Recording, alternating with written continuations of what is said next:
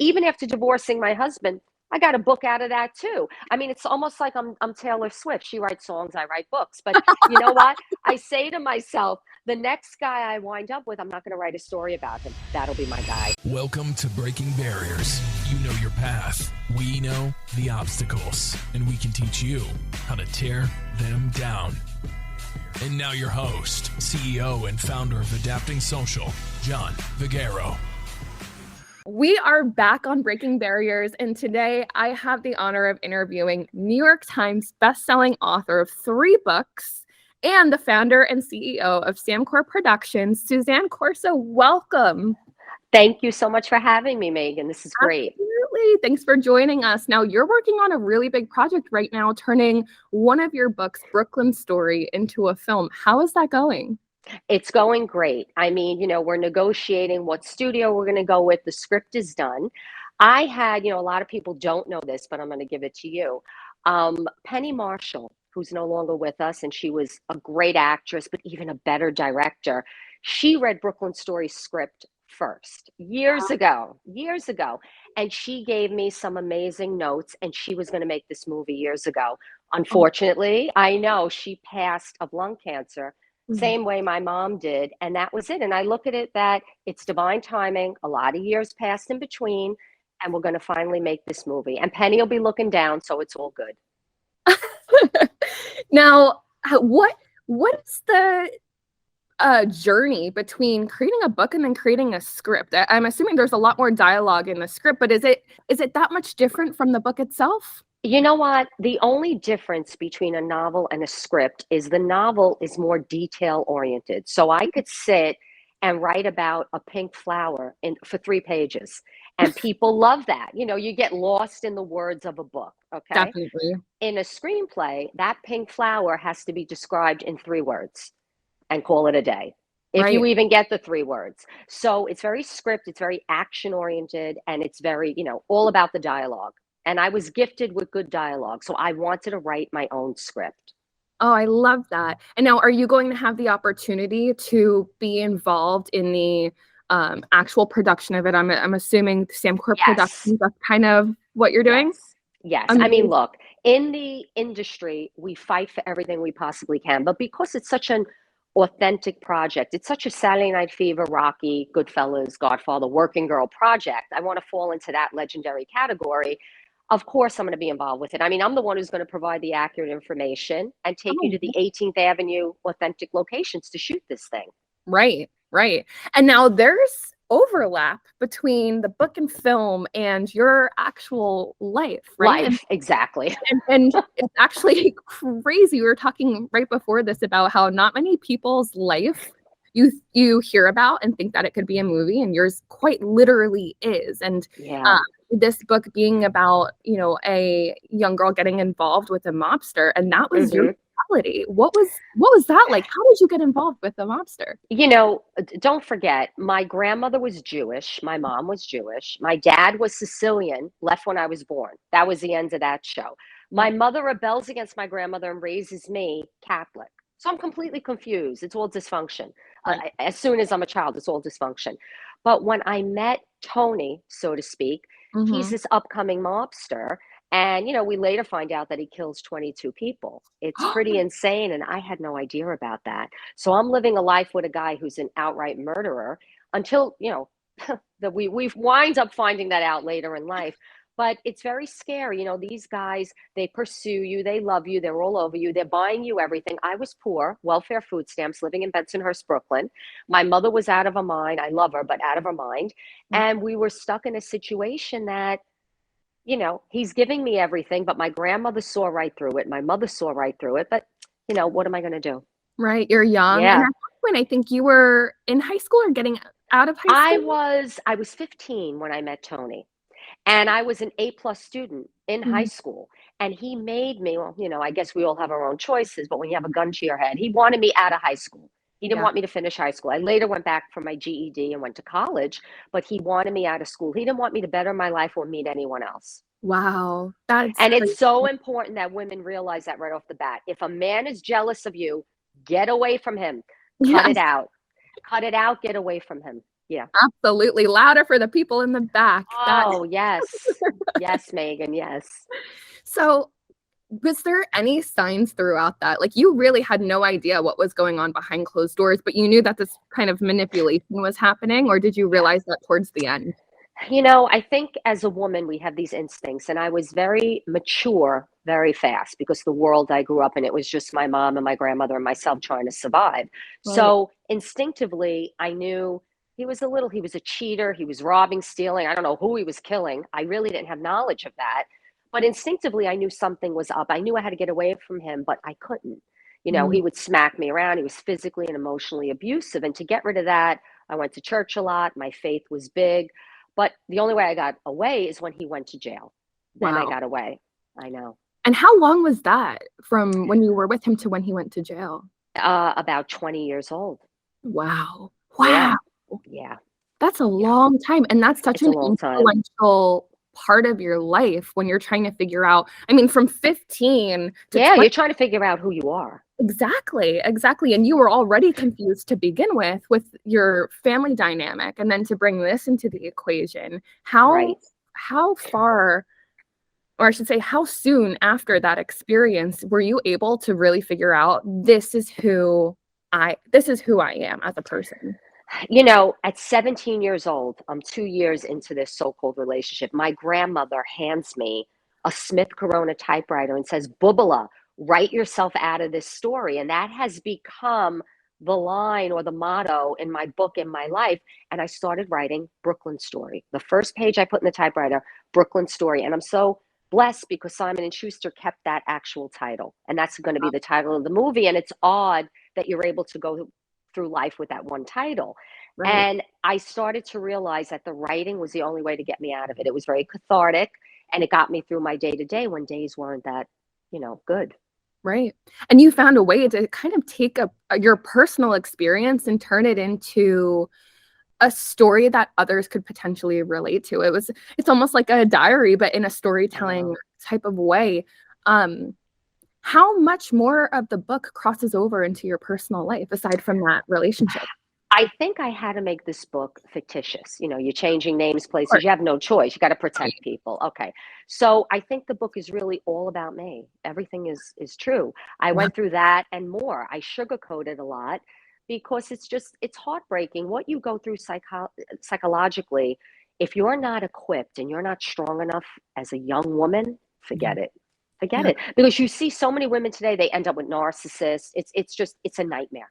Oh, absolutely. It It's a really is. nightmare. And to be kind of that third party standing outside of it, looking in, it's Sure, like, how sure. do you not see it? Sometimes you just want to Oh, shake them, like, come on. But you no, have to make that realization for yourself, you really. have to, and I did when I started writing the book. And then when I'm turning 19 years old, he's getting indicted, and he's in the newspapers with his friends. And I go, this is my escape. This guy's going to go to jail. And sure enough, he did 25 years. I mean, I think no matter what type of relationship that you're in, when it ends, there's always that kind of feeling of mourning, right? Did you have any of that? Or were you like, good, You know, it's I free? think I think towards the end, Megan, I was mourning him, but was I really in love with him? This wasn't love. This was my first, attempt at love. Meanwhile, it wasn't love, it's obsession. They're crazy. They're controlling, these men. Yeah. So when he finally went away, it was like, whoo, it was like a big burden lifted off my shoulder. It was very interesting. I was no longer afraid. When the fear goes away in the relationship and you have nothing left and you don't respect the man, you're done. Absolutely. Absolutely. Yeah. Now, a few years later, your life takes a drastic change. And I think you referenced it. It was like a Cinderella story between you It and your is. husband, where you went Yeah. from growing up on welfare to giving your daughter Yes. this life of luxury, the true Eloise style in this 11 bedroom or Yeah. 11 room suite. I mean, that is seriously a movie. And then Yeah. what was it like going from having nothing to having almost anything you could possibly imagine? Yes. I mean, I really did have the true life Cinderella story coming in on coach and buggy, got married in Bermuda. My ex husband, Anthony, was one of the greatest guys ever. And, unfortunately, he wound up losing everything in 2008. That's what book 2 is about. But I went from all of that to living at the Ritz-Carlton, way over a couple of $100 million. I never changed who I was. I was always the girl from Brooklyn. I just had a lot of money. And, when you have a lot of money and you're bestowed this by God, that's what I believe, you have to help others and do good things. It gives me great joy to do good things for others. I've always done that. Even if I'm going to buy you $10 bodega flowers or I'm going to buy you an Hermes bag. There's no difference. It's a gift, it's a thought, and you always want to help people when they're in need. You have to do that. Absolutely. So yeah, I lived a lifestyle that was crazy. Crazy. Helicopters, planes, a whole thing. But I want to say this out loud. When we lost the money, my daughter was about 9, 10 years old. And it was probably the best thing that ever happened. And people can't equate this when I say losing the money was great, because none of us was spoiled. My daughter is not a spoiled child. I mean, my daughter's 23, graduated from LMU in California, magna cum laude, 4.0 GPA, works in a movie company now. She's the most down-to-earth, smart girl ever. And eventually she'll work with me too. I'm very honored. But she didn't turn out to be the spoiled kid with all this money. Money can change you. Money does not define you. Very important. That is very important. Yes, I've actually very important. Because your daughter too experienced, we talked about, from 15 to 20 being influential, but that's another influential age from 6 to 10 years old when you don't know, you're just really experiencing the world and understanding how it works, and to have all this and then kind of downsize, so to say, that's a really big change. And now I think you were already resilient because you were experiencing that. How did you help her? Well, here's the thing. My daughter was young. You're talking 10 years old. So you run out of money at 10 years old, and your helicopter's gone. Her last vision is, oh, yeah, I was in a helicopter. I was 5. I don't remember the rest. Oh, poor you. So it's like, you know what? It doesn't matter. All that is gone. She's at an age where it didn't really affect her. Right. It didn't affect her. For example, we were in the World Trade Center bombing. I literally lived down the block. And my daughter was 2 years old, and she looks at me and goes, oh, the train went boom. She has no effects of that. Sometimes at ages, we don't have effects of it. So it's very interesting. Thank you, God. Yeah, and you know what? I think that timing probably was perfect too. Like you said, money changes you. It doesn't define you. She was able to, earlier this week, actually, I was talking to my brother. My brother called me and he was talking, I had shared with you that I grew up kind of very similar to you in a single household, and we lived pretty scarcely. And earlier this week, my brother called me and he was talking about his future, and he was saying he was daydreaming about what his future would be like if his past was different. And I let him know, I feel like the most successful people, the most resilient people know what it's like. They know what those lows are like. Oh, yeah. When these valleys and hills happen, we appreciate each moment as it is, because we know it makes us who we are in the future. And instead of kind of looking back and wishing things were different, if they were, maybe you wouldn't be the person that you are today. Maybe you wouldn't have these 3 novels and a film coming. No, because think about it. If I didn't go out with this crazy person, from Bensonhurst, Brooklyn, he developed my character at a young age. I mean, look, it could have went either way. Like I said, strength in a woman is very important. I lucked out as a young girl. My grandmother gave me all the strength. My mother was very weak. So it was very, very difficult. But yes, it built who I am today, and I got a bestseller out of it. Even after divorcing my husband, I got a book out of that too. I mean, it's almost like I'm Taylor Swift. She writes songs, I write books. But you know what? I say to myself, the next guy I wind up with, I'm not going to write a story about him. That'll be my guy. So if I'm writing stories about you, that's not good. It's like a modern day version of Sex in the City, but a full novel. Oh my God. Exactly. So it's very interesting. And look, you can't play victim. You're only allowed as a woman for 10 minutes. If you're healthy, you can make your money back. Yeah, that's true. Everything else is a bunch of bullshit. I'm sorry. People have all these, don't sweat all this small stuff. I mean, people die all the time, and it's sad. People get terminally ill diseases. That is something that's sad. The rest of it, really? Right. No. Right. Mm-hmm. It's,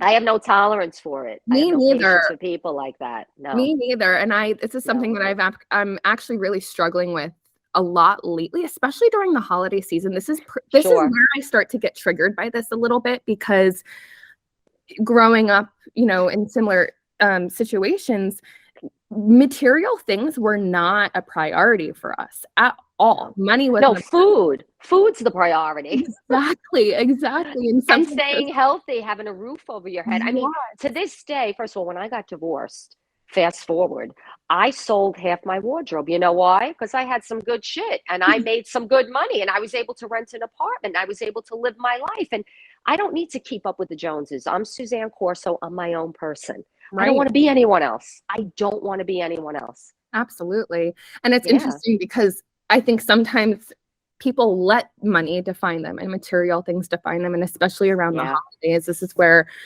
people are saying, oh, well, I want to know exactly what you want for the holidays. And it's like, that's not what the holidays is about. I want your time. I want to have a good conversation with you. And I know. That's why I love Thanksgiving. Yes, me too. My favorite holiday. It's my favorite holiday. And even the food is great. I mean, being Italian, the 7 fishes, the whole thing. I love it. But this whole pressure of gifts, when I was filthy rich, my husband and I made sure my daughter only received under the tree 4 Christmas gifts. That was it. I wasn't playing that game, not me. No, I talk about that with my husband a lot too, just the future of what our family would look like. And he grew up in a different situation, but I don't subscribe to the idea of spoiling your kids, because they're be entitled, and then you have a bigger problem on your hands. And they need to learn work ethics. They need to clean their room and do their own thing. It doesn't matter how much money you have. You have to have, respect and manners for others. It's very important. It really is. Yeah. When you think about, I often say this to my family and friends, but when you think about other people, you can kind of paint the character for somebody, right? Sure. Writing the character of somebody in a book where you already know the type of person that they are based on the attributes around them, and really think about, who do you want to be? What character do you want to be in somebody else's novel? And how are you kind of portraying that out there? And everything, all of your experiences, obviously, really, but to really think about that and how you're going to change your life it's very impactful. Oh, yeah. I mean, look, for me, I was blessed with a gift to write. I write everything in first person. I think when they first got Brooklyn Story at Simon & Schuster, it was to a huge editor. And they called me and they received it on a Monday, and I did my meeting on a Friday, and they sat and said, Sue, we don't really have a lot to change in this book, but we're editors and we have to change some stuff. But wow, we love this. And I really told my story from the heart, and it helped me. It healed me. Yeah. It healed me. It's so important too, is the healing that happens for yourself. Sure. Through this. And sure.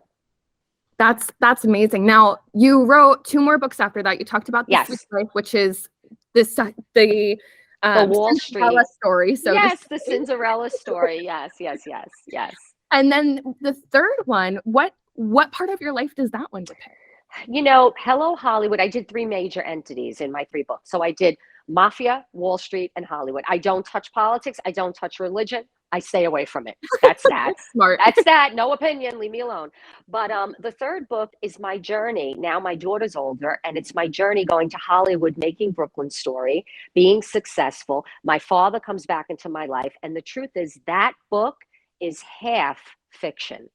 It's almost, I wrote that book because I love doing things in 3s. Simon & Schuster was fine with it. I love a trilogy. And I said, something? I want my character to come full circle. So it's what I'm manifesting in my life, and it's actually happening. Like book 3 is slowly unfolding. Very interesting. I mean, my father didn't come back. We don't need him to come back. But I'm just saying. Yeah, I'm just saying. So that's more fictitious than book 1 and 2, which really, really happened. Right. Yeah. Okay, that's nice though. It's nice to have things come full circle too. I'm a fan of 3s as well. I think I love it. 3s. I love it. It's interesting. Now it could go either way. We could do 3 movies Yeah, Or we could do one movie and then we could do episodic television. I mean, you could have seasonal television off these books too. So it's going to be absolutely. very interesting how it's all going to unfold, but I'm excited. Oh, the TV shows could be really Oh, interesting. oh yeah. Oh yeah. Oh, You know how many women will tune in to realize, okay, so this girl lived this life, but she got out. I could get out too. If absolutely. you help Inspiring. women, yeah, if you help women realize that, that's all you need.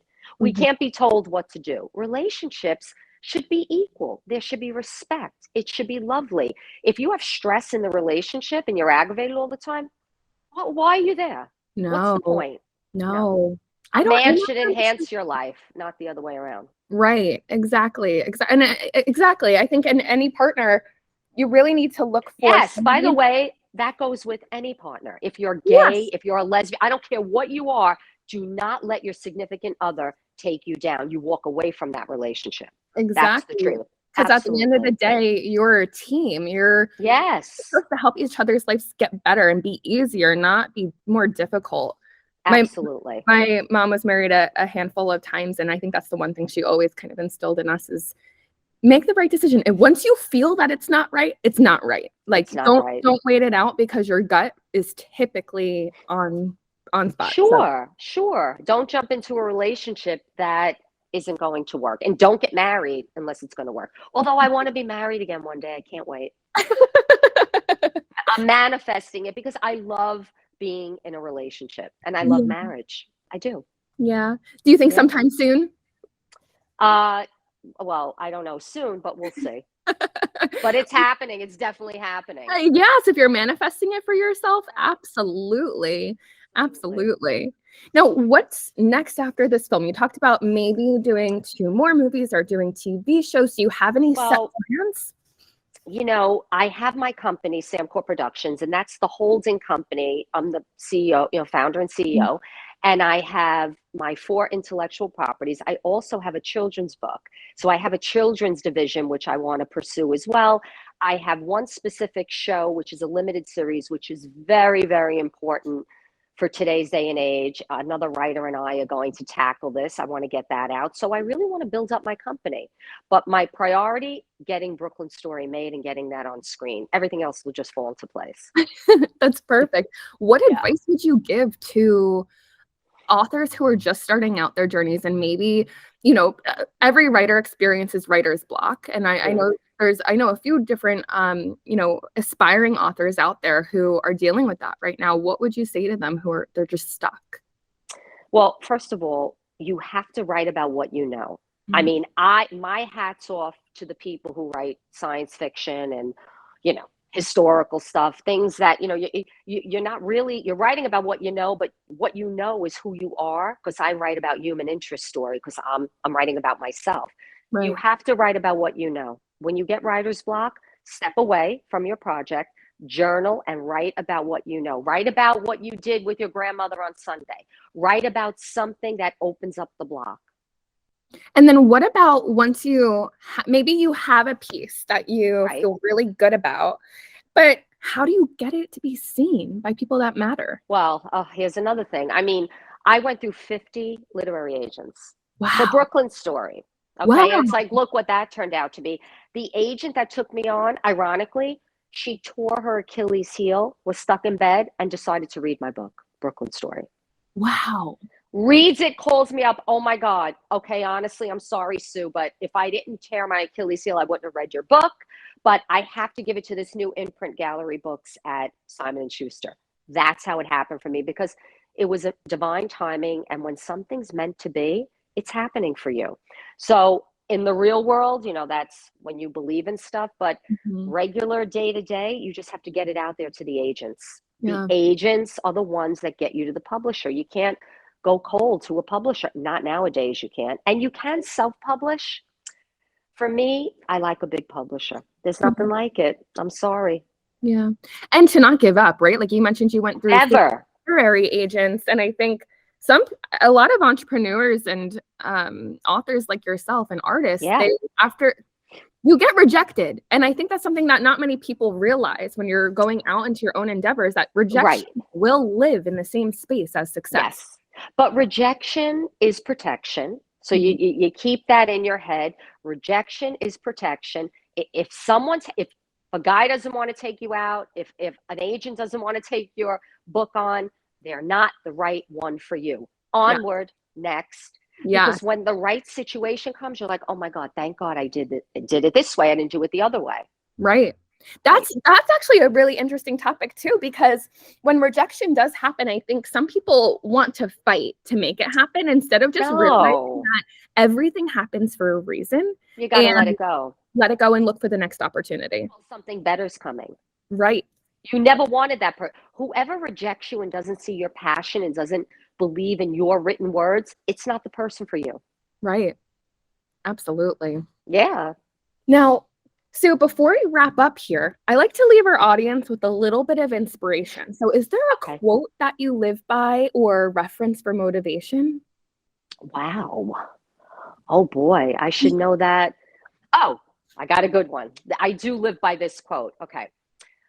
I don't answer to anyone. I mean, I don't know what kind of quote this is, but I don't answer to anyone. I don't care about what people think of me. I mean that in a good way. I only answer to God. I only care what he thinks of me. I'm sorry. That's how I feel. You know, I'm not going to answer to anyone in a respectful way. And I don't care what others think of me. I don't have to answer to you. This is my life. You haven't been in my shoes. So I guess the quote is, don't care about what others think of you. Just care about yourself and what you think of yourself. Amazing. Goes back to what we said earlier about you get to paint your own story. Whoever you want to be in this world, you get to be. It doesn't matter. Your story and somebody else's doesn't overlap. So you get to be. Absolutely. Well, Suzanne, thank you so much for joining us today. Now, if people want to connect with you, where's the best place to do that? You know what? Believe it or not, I have this great up and coming Instagram. I got this big following now. I'm all excited. I got verified. My daughter calls me. She's, Mom, you got a blue check. I go, okay, I don't know what that means, but okay, I'll take it. So I think Instagram, I post everything up to date. I try to post as much as I can. And that's the best way to get me. Perfect. If anyone wants to say anything, well, you know, I am on Twitter, I am on Facebook, but Instagram, I kind of like. TikTok. I have no idea what I'm doing. I definitely need to learn that. But, you know, Instagram, I enjoy. So, yeah, all my up-to-dates or DM me or something. I'm always here to listen to people. Perfect. For all of our listeners, make sure you go to Instagram and go say hi to Suzanne. Suzanne, thank you so much for joining us today. You are so welcome. So nice meeting you.